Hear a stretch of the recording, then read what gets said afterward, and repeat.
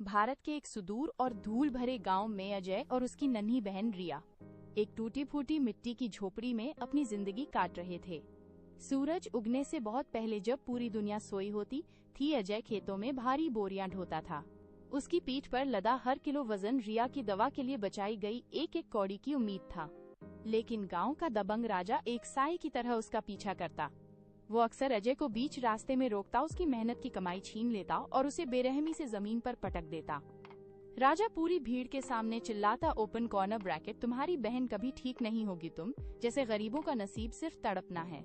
अजय चुपचाप धूल झाड़ कर खड़ा हो जाता, उसकी मुट्ठियां भीग जाती और आंखों में आंसू की जगह अंगारे दहकने लगते। एक मनहूस शाम अजय अपनी पूरी जमा पूंजी लेकर घर की ओर भागा, लेकिन राजा ने उसे फिर घेर लिया। उसने अजय को लहूलुहान कर दिया और रिया की जिंदगी के आखिरी पैसे छीन लिए। जब अजय घर पहुंचा तो रिया बेसुध थी। उसने अजय का हाथ पकड़ा, एक आखिरी ठंडी सांस ली और उसकी आंखें हमेशा के लिए बंद हो गईं। उस काली रात अजय ने रिया के ठंडे शरीर को सीने से लगाकर कसम खाई कि वो अब कभी किसी के सामने घुटने नहीं टेकेगा। अगले दिन वह शहर की अनजान गलियों की ओर निकल पड़ा।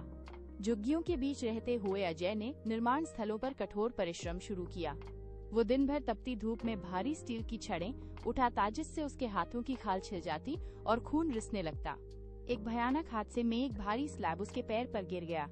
अस्पताल जाने के पैसे नहीं थे, इसलिए उसने टूटे पैर पर लकड़ी की पट्टी बांधी और दर्द में भी काम जारी रखा। रातों को जब सब सो जाते, वह छिपकर मशीनों के पास जाता। उसने वेल्डिंग की चमक, क्रेन के जटिल लीवर और हाइड्रोलिक सिस्टम की बारीकियों को खुद सीखा। सालों की अटूट मेहनत के बाद उसने अपना छोटा व्यवसाय खड़ा किया।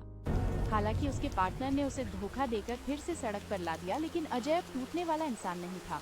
उसने कानूनी दांव पेच सीखे धोखेबाज को अदालत में घसीटा और अपनी सल्तनत वापस पा ली। उसकी इसी आग को देखकर एक बड़े उद्योगपति ने उसे अपना मुख्य मैनेजर बनाया और अपनी बेटी माया का हाथ उसके हाथ में दे दिया।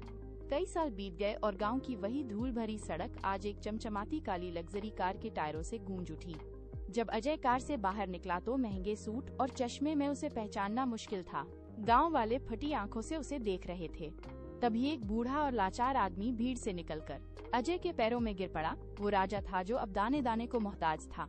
वो अजय से नौकरी की भीख मांगने लगा। अजय ने अपनी सुरक्षा टीम को एक ठंडा इशारा किया और राजा को उसी धूल में पटक दिया गया जहां कभी अजय को पटका जाता था। अजय की आंखों में अब नफरत नहीं थी, बल्कि एक गहरी और डरावनी शांति थी। उसने राजा की ओर एक सिक्का फेंका, जैसे किसी तुच्छ वस्तु को दान दिया जाता है। उसने एक शब्द भी नहीं कहा और अपनी कार में बैठ गया। माया ने उसका हाथ थाम लिया, जो उसके संघर्ष की गवाह थी। कार गांव की सीमा से बाहर निकल गई। पीछे केवल उड़ती हुई धूल और अपनी हार पर कांपते हुए राजा की परछाई रह गई। अजय ने अपनी नियति खुद लिख दी थी।